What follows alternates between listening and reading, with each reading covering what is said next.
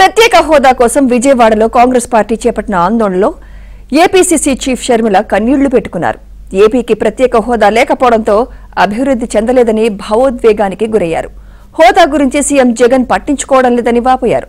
హోదా వచ్చి ఉంటే ఏపీ అభివృద్ధి చెంది ఉండేదన్నారు. హోదా రాకపోవడం వల్ల చాలా బాధ ఉందని కన్నీళ్లు పెట్టుకున్నారు. ప్రత్యేక హోదా ఈరోజు ఎంతమంది విలువనిస్తున్నారు? ప్రత్యేక హోదా గురించి ఎంతమంది పట్టించుకుంటున్నారు? ప్రత్యేక హోదా గురించి అసలు ప్రత్యేక హోదా మన రాష్ట్రానికి వచ్చునుంటే ఈ పాటికి ఎక్కడుండను మన రాష్ట్రం. 15 లక్షల కోట్ల రూపాయలు విలువ చేసే ప్రత్యేక హోదా వచ్చుంటే మన పోలవరం మనం కట్టుకోలేమా? మన రాజధాని మనం కట్టుకోలేమా? ఎంత మేలు జరిగింది మన బిడ్డలకు. ఏ రాష్ట్రానికన్నా మన రాష్ట్రం ఎందుకు తక్కువ ఉండాలి?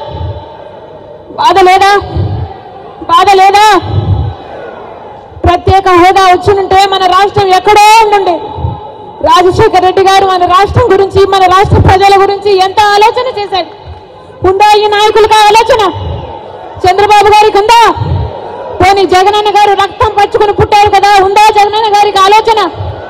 రాజశేఖర రెడ్డి గారు జలయజ్ఞంలో ప్రాజెక్టులు 54 ప్రాజెక్టులు మొదలు పెట్టాడు. ఆంధ్ర రాష్ట్రంలో 12 ప్రాజెక్టులు పూర్తి చేస్తే 42 ప్రాజెక్టులు ఇంకా అలాగే ఉంటే ఏమన్నాడు జగనన్న గారు? నేను 6 నెలల్లో పూర్తి చేస్తానన్న జగనన్న గారు రాజశేఖర్ ఇదేనా మాట నిలబెట్టుకోవడం అంటే? మడమ తప్పకపోవడం అంటే? ఇచ్చిన మాట మడత పెట్టారు కదా. మీరా రాజశేఖర రెడ్డి గారి వారసు? ఆలోచన చేయాలి. రాష్ట్ర ప్రజలందరూ కూడా ఆలోచన చేయాలి.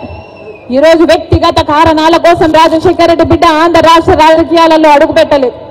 వ్యక్తిగత రాజకీయాల కోసమే అయితే, వ్యక్తిగత కారణాల కోసమైతే రాజశేఖర రెడ్డి బిడ్డ 2019లోనే ఆంధ్ర రాష్ట్రంలో అడుగు పెట్టాల్సి